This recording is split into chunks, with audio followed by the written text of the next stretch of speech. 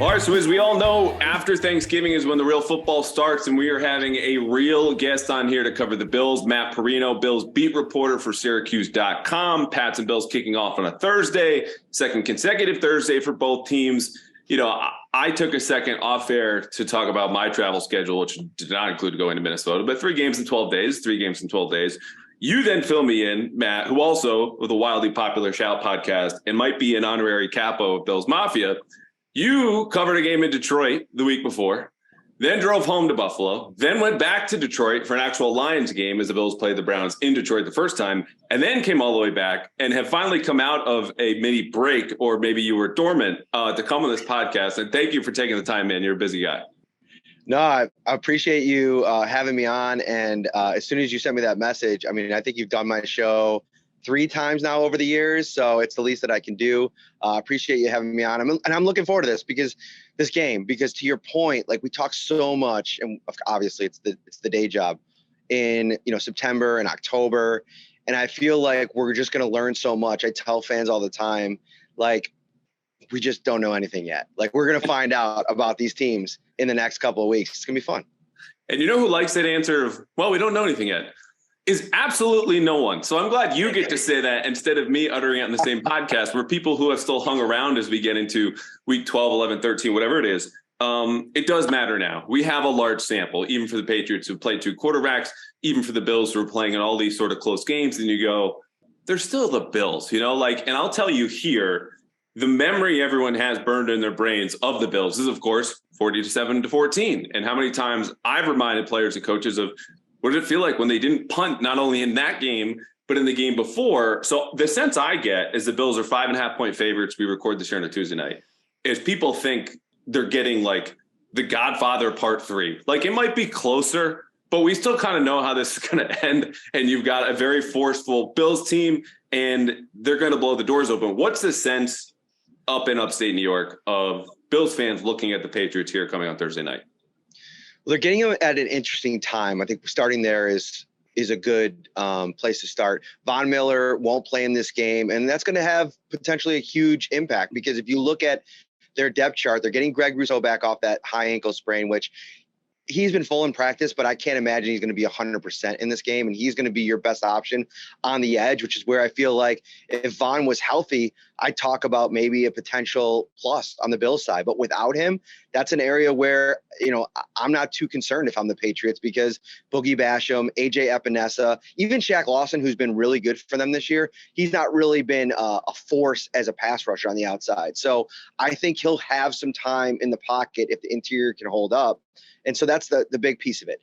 But watching that Minnesota game the other day, what stood out to me about Mac Jones was how quickly he was operating and getting the ball out of his hands, and which is going to be key against this team. Now, this secondary, this linebacker core, getting Tremaine Edmunds back, that's where things get a little bit murky for things, because they could get turnovers, and they're much better at all, both the second and the third level. And then Tre'Davious White is expected to play a lot more snaps.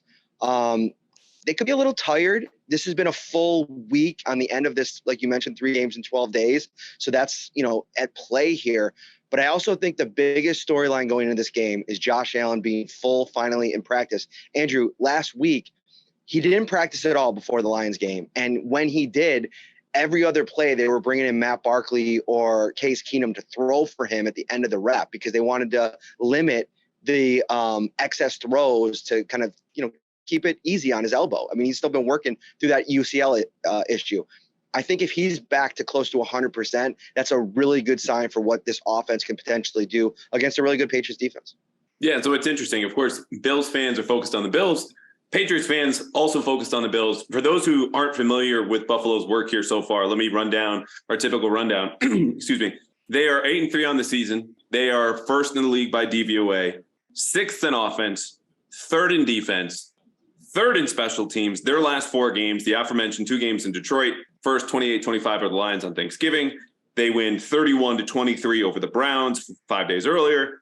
Then the lost game of the year, 33-30 against Minnesota in overtime at home. And before that, a road loss to the Jets 20-17, all of which is to say Bill Belichick had it right when he opened his Wednesday press conference going, they're pretty good at everything. And yet even watching that defense, which is not yet as dominant, largely due to injuries, and Josh Allen, who is throwing more picks in the red zone and maybe overall, correct me if I'm wrong, anyone in the league right now, but still has over 3,000 yards, still is scrambling and gaining first downs at will. Like, again, the Bills are still the Bills as much as everyone at home kind of notices more of the imperfections. So I start here. We got news Tuesday that the flu bug going around the Bills locker room has seemingly subsided because 4 of the 5 players, including members of that secondary, were back, Damar Hamlin and Dane Jackson, which if they're out, you look at Mac Jones from Minnesota and go, maybe that guy can come back. He's throwing to, anyone who's not named Tre'Davious White because they might be vulnerable or they're sick. But they're back at practice. How much, if at all, do you expect that flu bug that kind of came through and it seems to have gone away to impact that Bills defense? I don't think it's going to impact them too much, only because they dealt with the same thing the week before. They had, I think, close to a dozen people out ahead of the Lions game. Might have been the Browns game. Again, these games are kind of clinging together at this point. But Isaiah McKenzie came back and had 96 and a touchdown last week against the Lions. And so I think they'll be in a good spot from that perspective. And, these guys have been getting fluids. And a lot of the guys that, they're talking about, like, Damar Hamlin, you'd liked him to not have been out for a day or two of practice. Young player, but he's played pretty well. And Jordan Poyer, he's going to be healthy playing. He's been dealing with that elbow issue, but he hadn't missed any time this week. So I think they'll be all right. And to be honest with you, the big conversation amongst Bills fans this week has been maybe a reduced role for Dane Jackson, who's been struggling against some of the really elite receivers they faced over the last couple of weeks. Justin Jefferson, gave him the business a bit. Christian Benford as well, who's out now. Xavier Rhodes, who I know everybody's familiar with. He's kind of back in the mix now after a weird hamstring injury when they signed him on the practice squad that took him out for 4 weeks. He'll be in the mix, but they're going to, Andrew, there's a potential on both sides of the field for rotations at cornerback on both sides, like Tre'Davious White potentially with Xavier Rhodes, and then Kyer Elam with Dane Jackson if he's able to go. You could see 4 boundary cornerbacks in this game, this wild rotation that Sean McDermott, loves to see. But we're at the point today, the only person that's still out with illness is Quentin Morris, depth tight end. Well, let's get right into those corners then, because it's a really interesting point in that the Bills' solution in those last 2 games against the Patriots, and even, the windstorm game in which the Patriots only attempted 3 passes, was to play more man coverage. This is a zone-heavy defense, but that shot up close to 50% on passing downs against the Patriots because they just looked at the receivers like a lot of the rest of the league did and goes, yeah, we can handle you one-on-one. And it helps when you get a guy like Trey White back. But if Dane Jackson is struggling and you go through all those different bodies, if the Patriots make a big splash play against man coverage, and I talked to Jacoby Myers today, who said, look, when it's clutch time, so you're talking 3rd down, red zone, they're going to play man and they're going to pressure. If that might spook the Bills out of their plan A, not only Thursday, but last year and the season before that. Is that still an area, though, where the Bills, even with that rotation of bodies, still feel probably, as you see it, a strength going against the Patriots, who have pretty much the same receivers plus Devontae Parker and Tyquan Thornton, who according to PFF are among the worst receivers in the league against man coverage? Yeah, I definitely think they'll mix things up a little bit more than they usually do.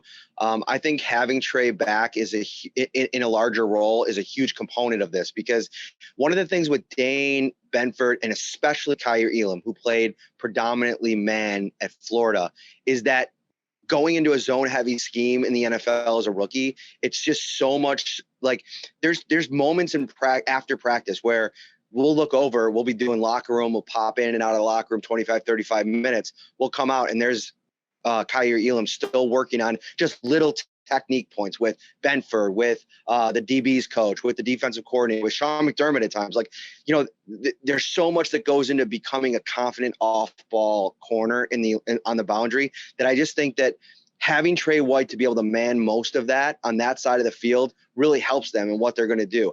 I wouldn't be surprised if they play a little bit of both, like, some man on one side, some zone on the other side, kind of mix some things up from that department.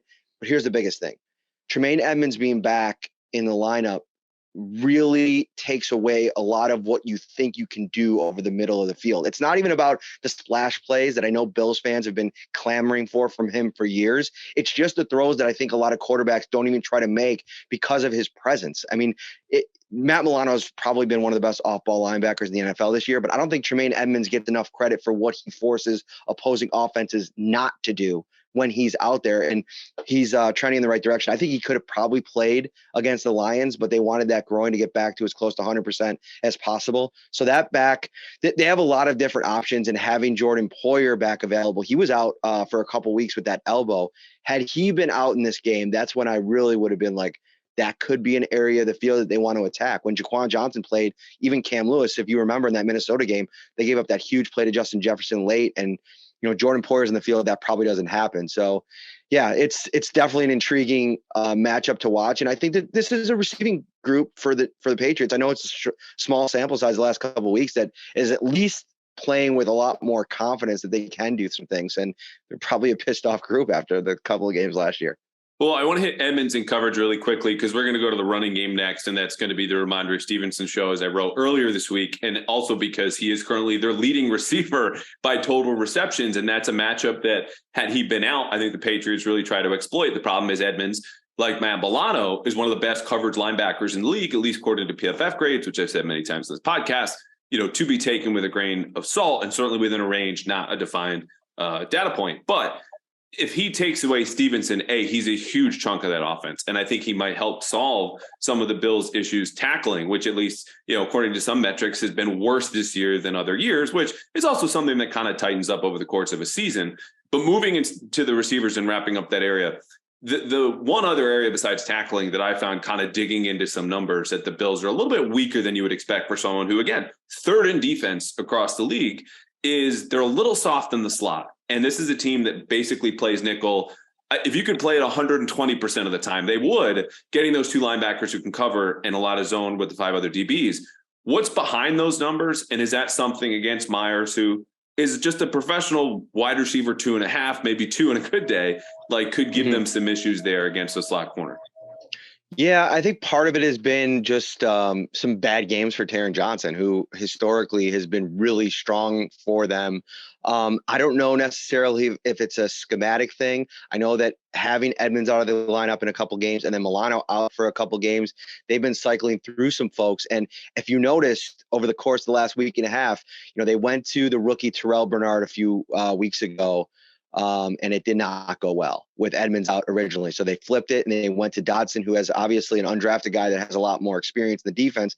Wasn't great either, really. So they go out and they claim AJ Klein off of waivers, who they cut this past offseason from the Bears. And he comes back and plays a gem in place of Tremaine Edmonds against the Lions. Go figure, basically off the couch. He played 24 snaps between two teams before that. And he just has a more, understanding of the defense. He goes back to Carolina with Sean, and they value those pieces. It's why they went out and they traded for Dean Marlowe, who's now a depth safety there that they could play in the case that, maybe a Hamlin can't go. He goes back to Carolina. They love those guys that they know, as all the really good coaches, like guys that they could trust. So that's a piece of it. But it hasn't been a great season for Taron Johnson to this point. He's usually just so competitive in those one-on-one situations when he does get to be in that situation, because playing in this scheme, you don't get a lot of opportunities to go one-on-one, throughout the course of the season. And when he has this year, I feel like it's been a lot of soft, 15, 16-yard reception. The Bills have been uncharacteristically bad in third and longs over the course of the last month to month and a half. And Johnson's been one of the reasons that I think that they've struggled. But he's a really good player. And I feel like he's had this in the past. He's gone through these stretches where it's just been a little bit down, and he's found a way to kind of flip the script. So that's one area that now, with all of that nucleus in the middle back and seemingly healthy, you figure that kind of flips a little bit over the next couple of weeks. Yeah, and so if you're looking at this from the Patriots as we run down when they have the ball, and we'll get to the Bills have the ball in a second, the way the Patriots win this game is I think you have some of those 50-50 battles where it's either you get them in the right drive with their backup corners in this rotation, or Taron Johnson has a bad night. And it's just something you can't entirely predict, but a lot of those point flips go your way, and it leads up to, turnovers for them defensively, or also big gains and missed tackles that you spring out suddenly to a 10-0 lead after the first quarter. And so I would just say keep that in mind for folks where, the numbers say that I cited about being soft in the slot. They're kind of middling to bottom 10, 12-0, whoa, neon flashing lights attack over here with a big arrow. It's just that's a spot that if you're the Patriots, you have to probe, because there aren't many other spots where you have one of your better players, Jacoby Myers, against a weakness. As we just said, Ramondre Stevenson, their entire offense the last 4 or 6 weeks is going up against one of the best coverage linebackers in the league. Now, when he's not, and he's taking the ball as a runner, he'll be going up against the third best run defense in the league. So with the Patriots offensive line situation, David Andrews told Mass Live he's going to come back. Yadni Kajust is still playing right tackle. They try to play and bully the Bills one-on-one. A lot of man block schemes, power, counter, some G lead stuff has been going on that worked in a windstorm, and then it didn't in the next 2 games. Mm-hmm. Is there anything, as you look from a Bills perspective, with the Patriots running game, not even as the old running game, because they're not using a fullback anymore, they're not really playing a ton of 2 tight ends, that goes, okay, if they did this, that might be worrisome for Buffalo? Mm-hmm. I think you can find some explosives in the run game if you're patient against this defense. We've seen it a couple times. We saw the Dalvin Cook game. They were shutting him down for most of that game, and all of a sudden he breaks an 80-yard run. Obviously, Poyer not on the field. That was a part of it. But we saw in that game, the Bills had all their defensive players, and Micah Hyde just took a bad angle, which is very uncharacteristic for him. And there it is. I think it was Damian Harris that took it to the house last year. So there's opportunity in the run game, especially with the fact that, but paired with that is Mac's going to have to force the Bills to respect the pass game, like early in this game. And the problem that I think that's presented the Patriots is how much time do you have to do that, to establish your run game? Because if the Bills come out offensively and kind of pick up where they left off last season, then you're kind of stuck in a place where you got to force some things that you don't want to force against this defense, and plays in to exactly what Leslie Frazier and Sean McDermott want you to kind of do. But I think you can run off tackle. I think you can run at like these young defensive ends on the outside. Up the middle, it's going to be tough. They have Jordan Phillips back in that third D tackle role where he's thriving. He's much more known as a pass rusher, but he's also been just shooting gaps and just pushing interior offensive linemen back all season long. So, and Ed Oliver's coming off the most dominant 1-game performance of his career. And a lot of people are looking at him, to former 9th overall pick with Von Miller out, to kind of stabilize things on that defensive line and set a tone. So there's opportunities. Was he 2020? The draft 2019.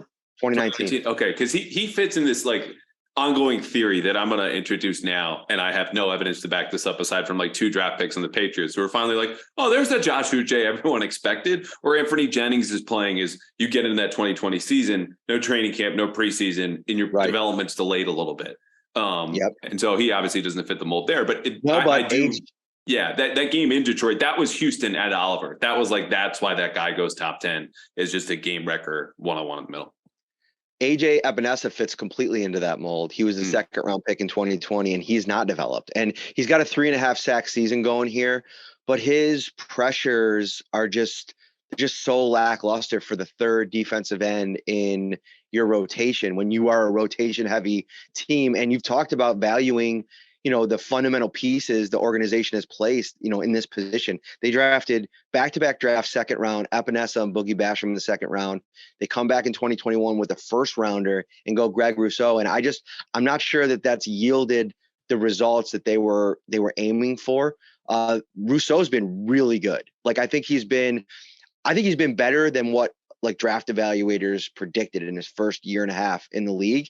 But it's still, I feel like, falls a little bit short of what you hope out of a round 1 edge rusher. And, it's a big reason why they went out and spent on Von Miller. And they've, it's unlocked a little bit more with Greg before the injury. We'll see if he's able to pick up some of the slack there. But I totally agree with you. That AJ Epinesa pick, to this day, I feel like it's not popular amongst Bills fans because he's just had this really weird arc from when he got drafted, missing that whole off season, and it just never really coming together for him.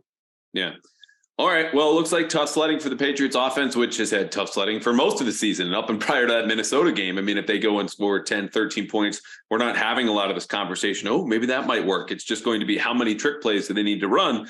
The one play that they could run a lot more, and especially because you hit it on the head, Patriots don't have time to quote unquote establish the run, which is something that one of the coaches spoke to Doug Kite, Pro Football Focus, about this summer and said, yeah, we'll be okay if we just establish the run. And I'm going, well, that's alarming. And you see it in the way that they're not running play action until after they've run the ball X amount of times, except against Minnesota, where they start with a 26-yard play action play, which was ruined because of a bobbled snap, but I'm still counting it. Still counting it, Matt. And then they run off in this touchdown drive to start the second half with, lo and behold, 3 play action passes. Now, Buffalo is very good against play action. I'm not saying it's this, skeleton key for them offensively, but they need more of it. And I think would be wise to try it early on, since it's going to be tough to run the ball against that Buffalo defense. But not harder than it will be to contain Josh Allen if he somehow plays like he did the last time we saw him, of course, 21-25, over 300 yards, 5 touchdowns, no picks. I am asking you this half facetiously. The Bills' first punt comes before or after halftime, and why? I want to say before halftime. I think defensively, Bill Belichick will find some answers for what Josh Allen's been able to do over the course of the last couple of seasons. Really, going back to really late 2019, I feel like he started to unlock some of his potential against him, because early on, I mean, we were in those press boxes. It was. I don't know if I could swear on this podcast, but it was a bit of a shit show early on there for Josh. So he's figured out a lot of things, but I think that it's funny, like sidebar a little bit here, is like you feel the change in the aura around the building when the Patriots week comes up. Like, what Sean McDermott feels about this matchup based on how buttoned up things are in the press conference. The media availability in practice kind of shrinks a little bit, and you're not out there for as many portions. And just the general vibe around the team, like they were like 15 minutes late out of the Thursday practice, which was Monday. To which a Patriots reporter would say, welcome to our world. That's interesting, though. And that's still going on, the way they've dominated, winning 4 out of the last 5. Yeah. Wow. That's crazy. And I just think that there's this level of respect for Belichick from Josh Allen and from McDermott, obviously, that they just know it's going to be about perfect in the details all week long. From the moment you start the tape, from the moment you get on the plane to New England, everything has to be perfectly done to be able to put yourself in a position to beat them. Because, this game, like one of the other paths to victory that I see for the Patriots is if this is a fourth quarter tight game, like both of those games that they won last year, the playoffs and that late season game, they're blowouts, right? Like there wasn't a lot of like pressure moments late. And Allen's been good in those moments historically over his career. But against Belichick, especially if that defense starts to put some things together and they're getting pressure and they cause some turnovers, like that's going to be really interesting. So you've seen the seriousness from everybody, including Allen, who looked like he had run a marathon coming off the practice field on Monday. Well, it's really interesting because I wrote for today on the website and in the paper, just the Patriots have a Josh Allen problem. And it's primarily that he extends plays in a way, or did in the last 2 meetings, better than any quarterback could against the Bill Belichick defense. I'm talking about a passer rating of 132. I'm talking about rushing for over 150 yards. And when he's holding onto the ball longer than 2.5 seconds, generally a danger zone. Like all the quarterback spidey sensors are going, here comes a sack. You're going to rush into a mistake. This is not where you need to be. You're off schedule. Your feet are not tied to your eyes looking downfield. He thrived there. Like his improvisation defeated any sort of perfect call Bill Belichick may or may not have had. And Patriots were out of position. He's able to scramble and then make throws off of his back foot. At some point, that has to come back down to earth, right? Like it's not a matter always of good luck. He's an unbelievable player. And I think we've seen this already from him, where this month, probably largely due to the injury, you tell me what's going on, 4 touchdowns and 5 picks in November. It'll be December 1st, technically, when the Patriots play Josh. But are they going to get more of that guy or more the guy that they've seen the last 2 games? I think we start to see more of the guy from the early part of the season as he kind of gets over this lull. I do think some of the throws in the arsenal were taken out over the course of the 4 weeks with the injury. And you even saw it on that late game interception in Minnesota, where I think he was looking at Diggs. He came back to Davis and kind of like, half for a second thought about throwing it, pulled it back. And then, arm arrogance, right? Like that's been the story of his career when he's had those kind of interceptions. I think he thought he could just force it in. And obviously the injury, the ball just didn't look like, right coming off his arm. But here's the thing with this matchup too, that we have to pay a lot of attention to, is that he has been under siege at times the last couple of weeks. I think that, their offensive line at times has played really good. At times on the interior, Roger Saffold at 34 years old, he's just not where you need him to be as a pass protector.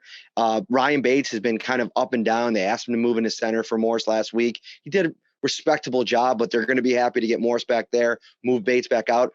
Spencer Brown, there's some problems on the right side. So when you're throwing Judon over there on the left defensive end spot, like that is a position that I feel like some of the interceptions, like I'm thinking of 3 right off the top of my head, have come from, I think, Spencer Brown blown assignments that have led to Josh just making a bad play. And, early in games, I feel like what's got them in the middle of the game funks is when teams are putting the kind of pressure on him and sustaining their rushes on the outside and forcing him to kind of weave in and out.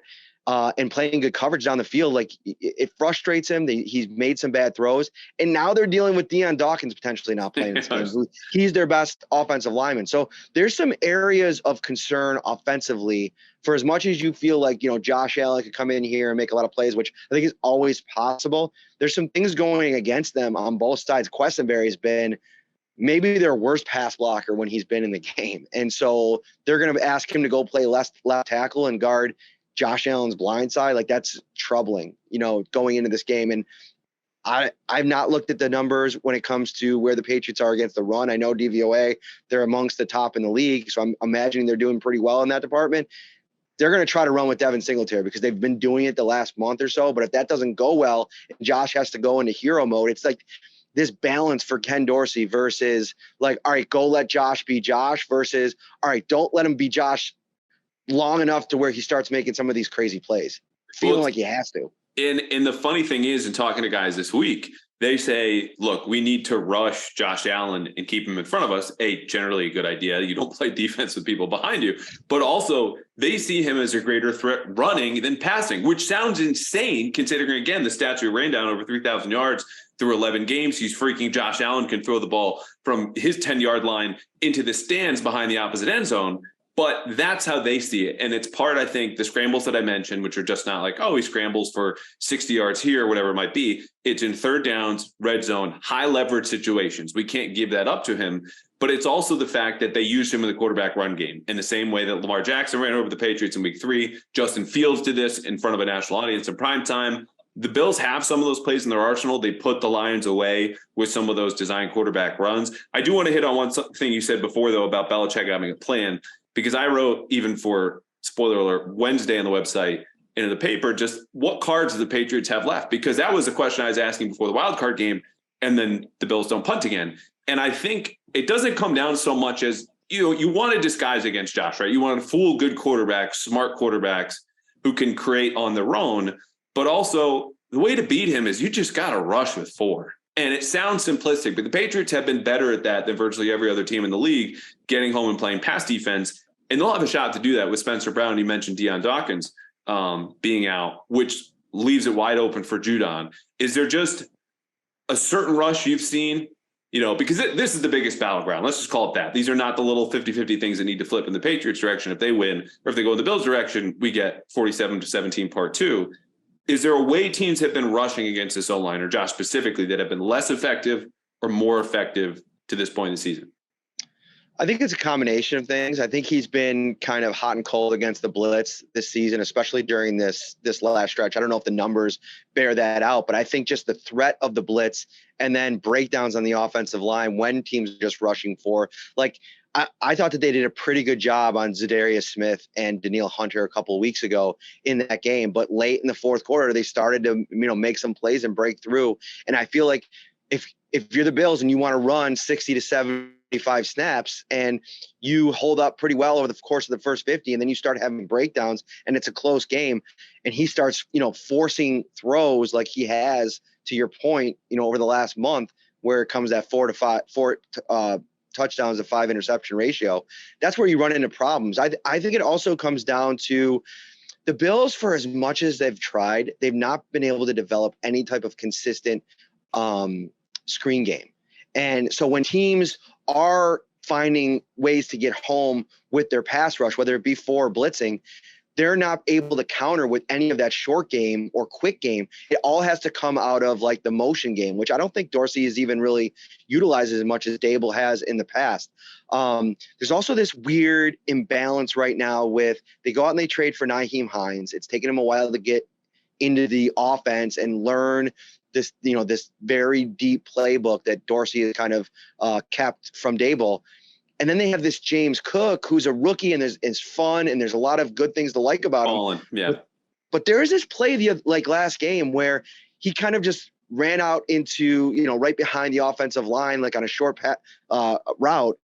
And I think Josh Allen needed him to kind of veer out from behind the center and into the throwing lane. And it's just, he got stuck in mud, stood there, and Allen was trying to kind of guide him over, and eventually couldn't wait anymore and just threw it. And it was almost intercepted. And it's like those little things, those nuanced things of the game that I don't think that James Cook really understands yet. And that's a really good way to just completely lose trust from the coaching staff. So I'm wondering if this isn't a game where we see that flipped a little bit. 14 snaps to 4, Cook to Hines last week.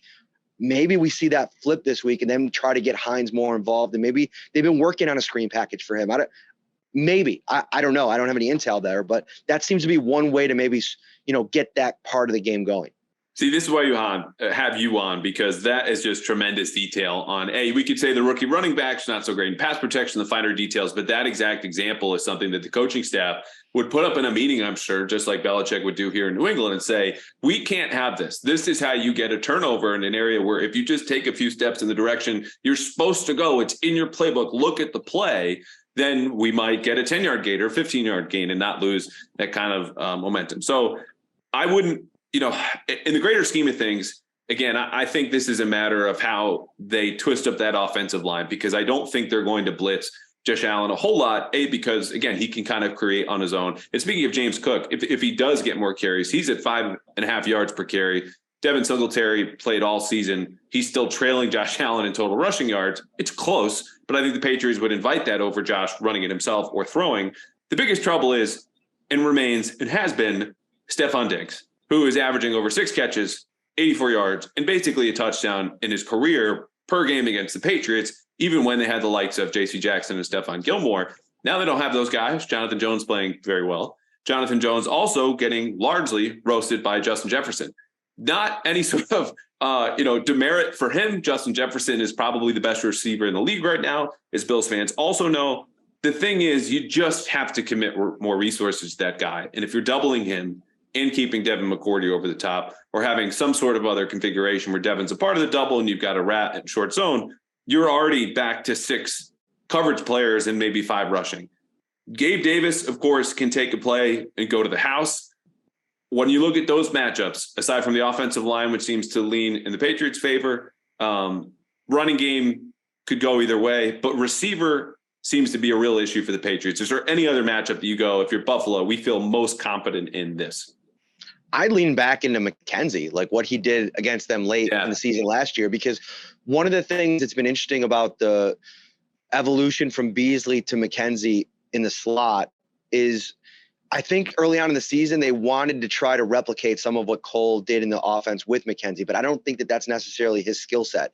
You saw how he won last week against the Lions was very similar to how he won against the Patriots, like those downfield crossing routes where he just finds some one-on-one action and just beats guys with his speed. There was too much kind of like, in my opinion, trying to dink and dunk with him around the line of scrimmage. This is not the strong suit of his game. He never was great against zone defense, finding windows like Cole Beasley did. He's just a different kind of player. So I think if Diggs is covered and they have a plan for Davis, and I think Dawson Knox at tight end and Isaiah McKenzie are 2 guys that are going to be interesting. Also, long shot, but keep this in mind. I know Patriots fans remember John Brown from that famous, they won the game, but that where he turned Stephon Gilmore around on that one play. The Bills signed him to the practice squad this week. It would be really quick for a guy who's not played much football in the last year and a half to come off the bench cold and have a significant role.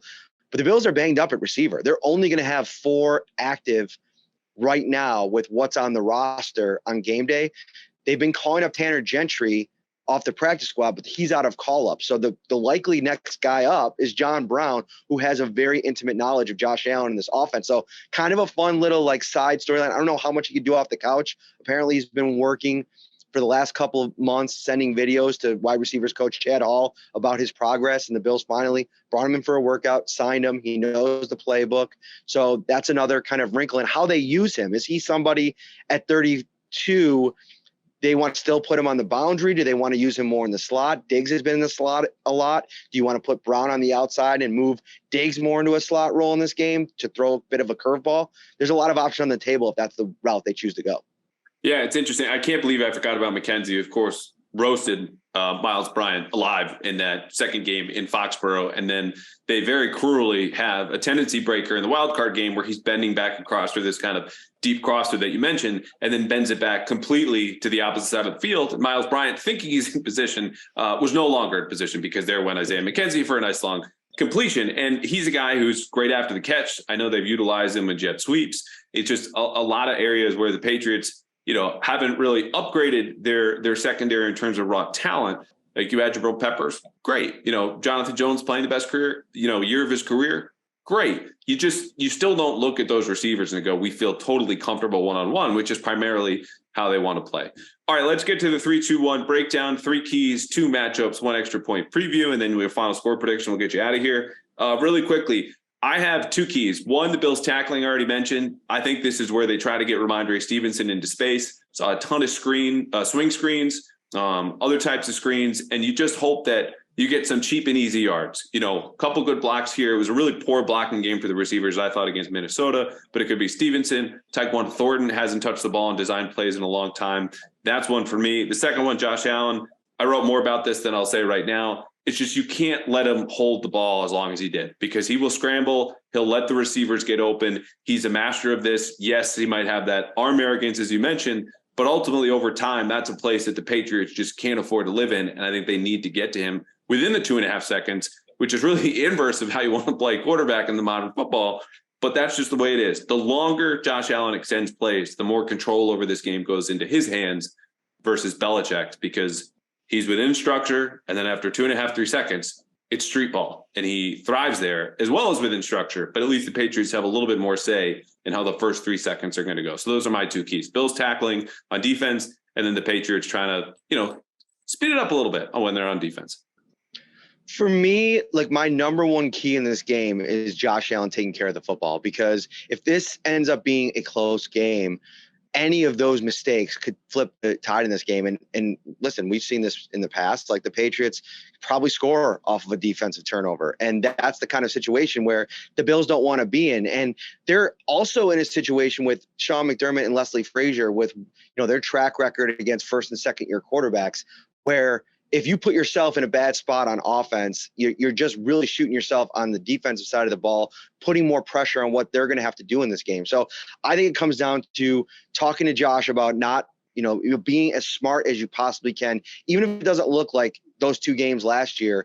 I think like a 200-yard, 1 touchdown, 50-yard rushing performance might be just as important in this game if it comes with a clean turnover sheet as it would if he's going for 305, because it just strikes me like this is going to be a really competitive game. It feels in a lot of ways like this is the last gasp of Bill Belichick. I know that that's dramatic, right?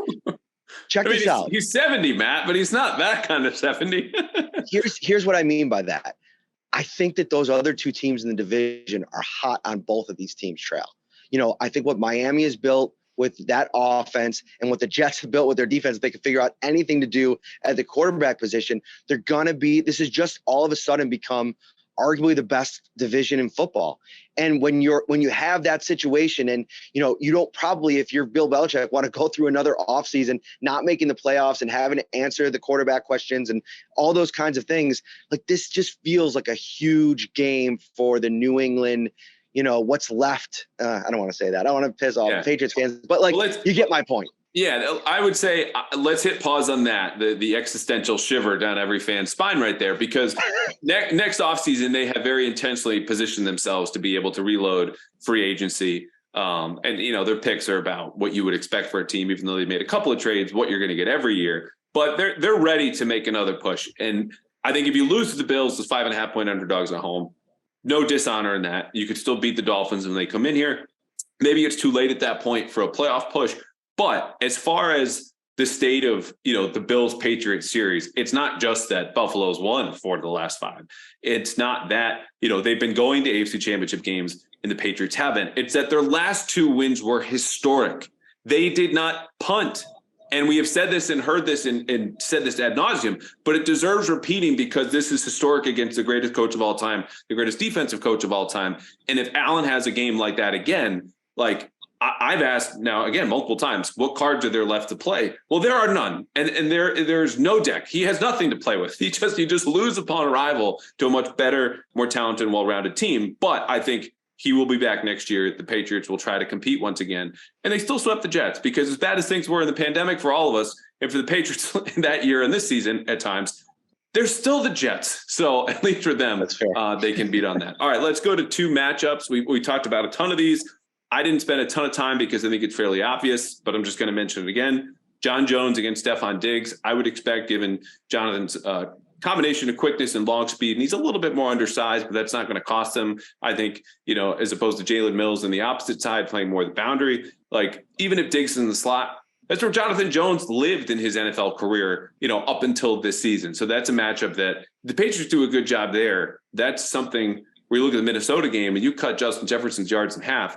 Like you probably win that game. You hold to Stephon Diggs to around 70 yards. You probably come out with a win. Mm-hmm. You know what matchup I kind of am really intrigued about, and that's just based off watching Minnesota, Hunter Henry versus Matt Milano. I really think that if Hunter Henry can play like he did in the red zone, at times over the course of his career, as good as Milano has been, there's been times where he has struggled in space against big physical tight ends. And so if Hunter Henry can play like that in this kind of matchup, be a red zone threat, the Patriots are going to have to convert in the red zone. And he, to me, from the outside looking in, just makes the most sense as one of the most dangerous weapons for them, especially with Mac, with the way that he was kind of operating between the hashes in that game. And that was another thing, too, that stood out to me from Mac Jones. I don't want to say I wrote him off earlier in the season, but I've been waiting for this kind of performance where he looked a little bit more, on schedule. Like he just looked so I don't know the word I'm looking for, urgent with his approach to delivering the ball and even off play action, immediately flipping the head and getting the ball out. I think there was one, might have been to Henry or might have been to Aguilar down the slot, but man, if he plays like that with that kind of confidence against this defense, I think it could be a really fun game. Yeah, and it's interesting too because I've written, talk about ad nauseum thing, is it's the same thing with Bills week, but the way McDermott's played defense, has just absolutely just put the clamps on the Patriots passing game. Even Brady against Sean McDermott's defenses, 4 touchdowns and 5 picks in his last games over those 3 years in New England. And it's partly the way they disguise the structure. You generally know what you're getting. It's going to be a 4-man rush, some disguised zone coverage in the back, athletic linebackers.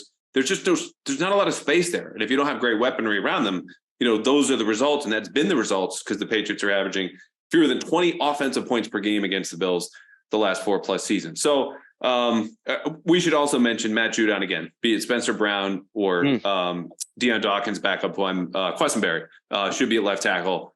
That's an area where I would expect the Bills to help out. If they don't, could be strip sack. And you talk about a game, starting in a way that might change what we all expect. That would certainly be one. All right, one extra point. Something about the game that we haven't covered could be totally relevant. Just kind of interests you. That's a great question. We haven't done any special teams talk, and part of this is I got a special teams for you. All right, good. I feel like watching that kick return touchdown, Nyheim Hines has been explosive in the punt game since that's the one area of the game that he's really impacted. The Patriots have to be really buttoned up in the punt game because he's had a couple where he's been one away from breaking it. I mean, I got to look up the stats, actually. I want to do that for my preview story because that might be one of the matchups that I talk about. But he's had like a 20-yard return, a 35-yard return. I think he had like a 40-yard return in one game. He's been really good in that area. So this is the kind of game, too, that You remember a couple of years ago, wasn't it the blocked field goal that was like the difference in the game? Yeah, And, 2019.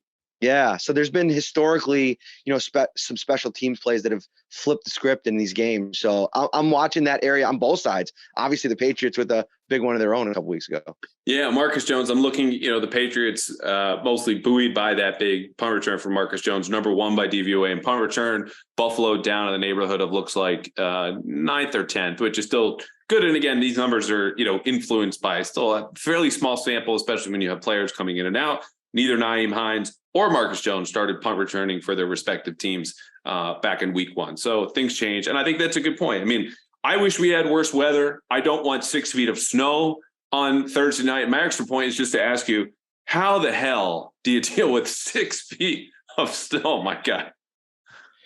Yeah. So the one nice thing about where I moved in the city is I live in the North Towns, and down by the stadium are the South Towns where they get the most snow. I think it ended up being with 80 inches or whatever.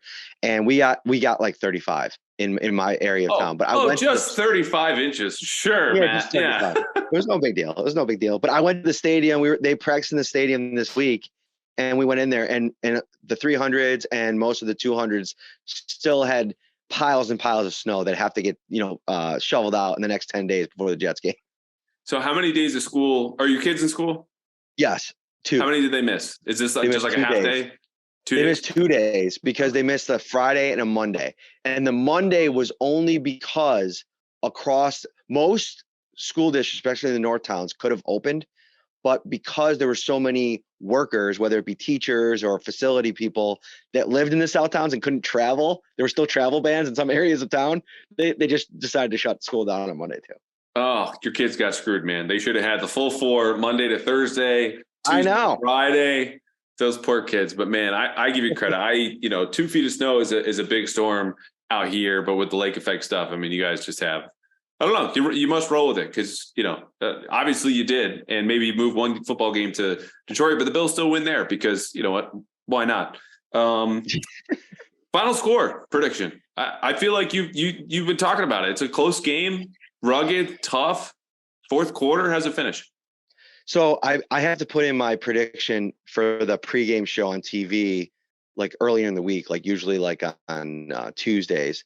And so I put this in earlier, and I've talked myself through the week to this like lower, competitive game. I put it in for 35-17. I'm keeping it that way for the Bills, but I see so many paths to this being 24-21. If it's under 20, I mean, what is it? I saw a stat this week that the Patriots are, what are they, 6-0 or something, holding teams under 20 points, or I can't remember the stat. Sounds right enough. Yeah. Yeah, right enough. And so I think that's the key to this game is, keeping it low scoring, forcing the Bills to have to play stressful football in on their last drives in the fourth quarter, and hope that he makes a mistake, because he's made a couple. And, in the past, it's taken him to find a way out of these ruts, and he's usually found them, Josh Allen. I don't think he's in as much of a rut this time from a playing perspective as I think from a limitation perspective with the elbow. That's just my personal opinion, but we'll learn a lot on Thursday, now that it seems like he's close to 100%. Yeah. All right, man. I think I'm leaning Bills 24, Patriots 16. And I think the Patriots get an early lead. It's not good enough because eventually your talent just kind of wins out. And Josh Allen does throw his first interception against the Patriots since November 1st, 2020. No one needs to think about what they were doing back in November 1st, 2020. We, of course, were watching, that football game, a close Bills win at home. But it's just that there's too much going against the Patriots. And I see this being filed under the same category as the loss in Minnesota. It's not a moral victory, but it's close. And you say, we hung with a really good team, class of the AFC. You're at 6-6. You still got big games ahead, at least for the Patriots. Winnable games at Arizona, Las Vegas, Cincinnati when they come back, Miami, as I mentioned. Oh, and one more in Buffalo, where I hope to God there's not 6 feet of snow. I hope there's not 2 feet of snow. But I will take a foot, Matt. I will take a very manageable foot where, teachers aren't missing school. Maybe your kids miss a day or two, but we get some bad weather football because, look, if it's not going to be a competitive series with the Bills, at least let's get back to that. Am I right? Why not? And listen, you don't even have to get a hotel. You come stay with me. I'll have you shovel the driveway. I'll give you the full Buffalo experience. Yeah, that sounds lovely. Yeah, no, I would love to shovel your driveway, Matt. Back in the North Towns too, further away from the stadium sounds better than my airport Marriott. There you go. Where my first game, 2018, this was like Derek Anderson started, Josh was hurt. My Uber goes the wrong way, which I don't know how you do as an Uber, where by definition you're following GPS directions. Took me in the opposite way for 5 miles and just never bothered to turn around until I said something. I showed up and then having to walk around the stadium because didn't know where the media gate was. This is my 8th game covering an NFL team.